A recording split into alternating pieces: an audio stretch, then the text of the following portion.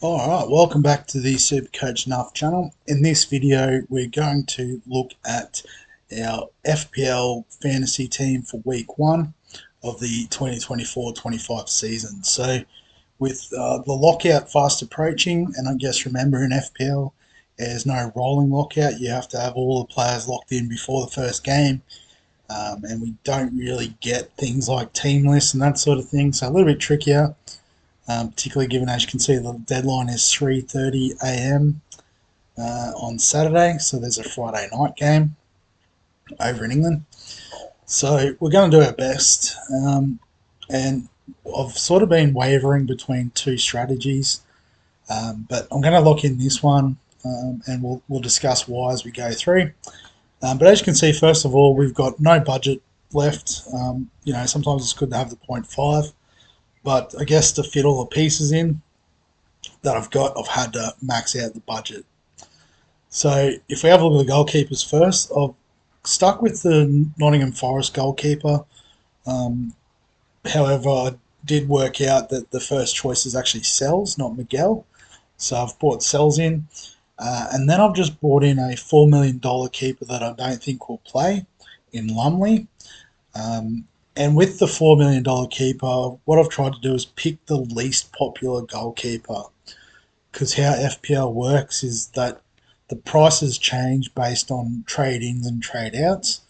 So if you go with a $4 million keeper that the rest of the crowd goes with, and they all trade out to change strategies with wild cards and things like that, you can potentially lose value on that $4 million slot. So by picking the least popular goalkeeper means there'll be less people trading them out, so increases the chances of the value being preserved. So I've gone with Lumley in goal. In defence, I've gone a little bit more expensive, pretty template sort of team with Alexander-Arnold and Guardiola from Man City. I think the fixtures for Liverpool to start the first few rounds are really nice. And I think it'll be interesting to see how Alexander-Arnold works in the new system. But I think it's one of those things I want to be on him from the start rather than try to find the money to bring him in, which is sort of, I guess, some of the reasoning with some of the rest of the team. But we'll talk about that in a minute. Guardiola's another popular one, and I had the money, so there's not really a nice 5.5 option. So just pay up the extra 0.5 and bring him in. I've got Robinson as my third starter at 4.5. Fulham mid-table sort of seeming team, have an okay run to start. He's pretty popular, so I've just sort of gone with him. And then I've gone with two $4 million options for my bench. And I've gone Barco, who is the most popular $4 million option. But it looks like he will start at left back for Brighton. And I do need some cover that can play in case of an injury or a late out. So I've gone with Barco for that reason. And then I've gone with Mosquera, sort of at the other end of the popularity, again trying to preserve value. But it sounds like he will actually get one of the centre-back spots at Wolves. They play with 3 centre-backs. And he might be number 3.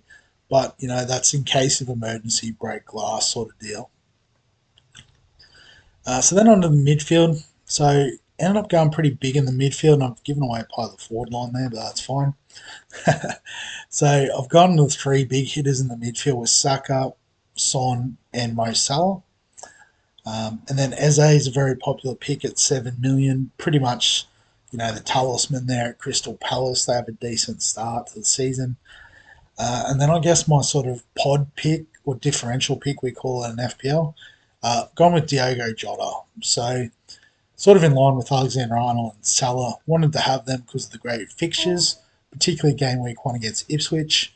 It looks like Jota's going to fill in that number 9 spot, and when he's done that in the past, he's done well with goals, assists, those sort of FPL scores. So, I was sort of looking at him, Diaz. I'd love to have all of them because they could all go well, but can only fit one in with the 3 per team rule. So Diogo Jota is in for me. Son, obviously the main attacking threat at Tottenham. um, who are, playing a bit of Ange ball. They're always a chance of scoring goals. So you imagine Son would be there or thereabouts. Saka playing for Arsenal. They have a decent opening run. Um, I guess, he's the main man there. So I expect him to do well. So I guess, a fair bit of money already spent the forward line, and you would have already seen it, but the big out is no Haaland. So basically, I've been tossing up between Haaland and no Haaland has been the call. And basically, I guess what it would look like without Haaland, just to demonstrate, and I'll get rid of my 4.5 million guy, is if we plug Haaland in. So basically, we've got 9.5 for these two midfielders. So essentially, we'd have to look for a 5 million and a 4.5 million. And, it would potentially mean sort of having to cut down Jota as well.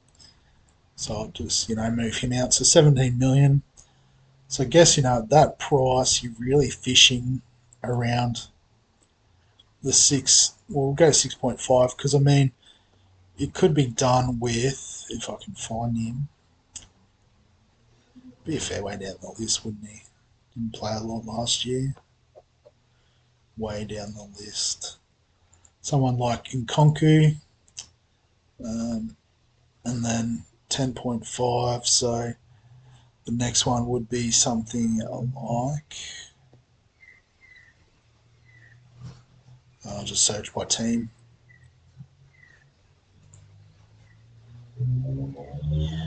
So like a Smith Rowe, and then you've still got to pick a 5 million, which I don't think there's a lot of great options at 5 mil.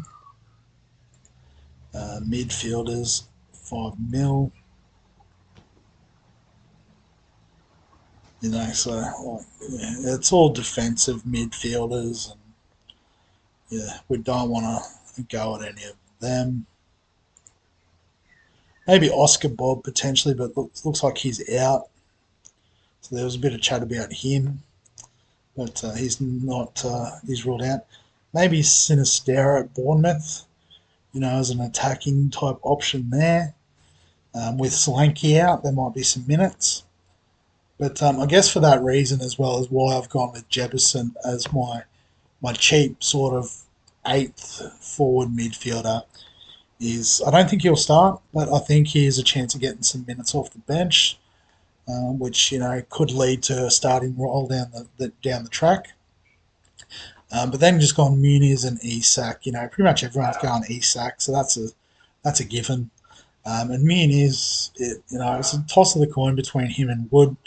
And I just think Fulham's fixtures are a little bit nicer to start. They've got Man United game one's not the best, but then Leicester, Ipswich, West Ham. Okay, that's probably not as good as a two. Man City in game week 7. But I think whichever way this shakes up, I am thinking of going an early wild card this year, mostly just because I'm not 100% sure on whether the midfield is the best strategy, or if we need to get Haaland in the forward line and use those cheaper options through the middle. Um, I guess like the ultimate reason coming down to this was I was watching some content, and an FPL mate, which is one of the channels I do like to watch. He showed the AI predicted team, which basically had these 3 or 4 if you include Eze as the 4 top midfielders.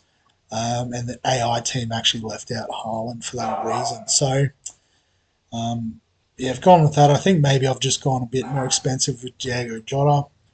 I think that they had like Smith Rowe, or I think they had Nkonku, and then a 5.5 forward like a Pedro Porro. No, yeah, Pedro, the Brighton guy. What's his name? Just completely lost it. Yeah, Pedro. So I think that was the difference. But like I said, I've gone Diego Jota as my point of difference. So, I only had a 4.5. But what that means is the team's pretty straightforward. It picks itself. So, Sells in goal, back three. And then, the 7 expensive guys up front. Jefferson, Barco, Mosquera on the bench. I mean, realistically, I'll probably put Barco at 1. Oh, yeah, cool. So, fantasy challenge. Maybe we should have a look at that as well, but can't be bothered. Cool. So, yeah, so that's the team. Captaincy this week, as you can see, Mo Salah against Ipswich. Be rude not to. And Saka is the VC. Again, it was a toss of the coin. I just thought the home ground advantage, puts Saka slightly ahead. But yeah, that's the team. I think looking at the league yesterday, and I can't imagine it'll be too much different. We've still got the 8 guys, so not too sure how the head-to-head stuff works. I've never played head-to-head in FPL before, but I'm hoping it brings it up after the first game week lockout. I should have a look at the options. Standings?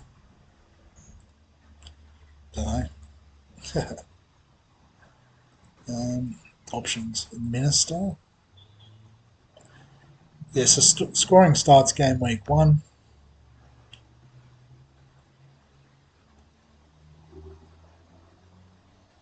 Don't know. So, all good. We'll work it out as we go through the season. It's part of the fun. But we'll wrap the video up there. So as always, if you've got any questions, comments, thoughts, feel free to add them below this video. Give us a like if you enjoy the FPL content. Subscribe for all the fantasy sports content on the channel. And other than that, we'll catch you in the next one.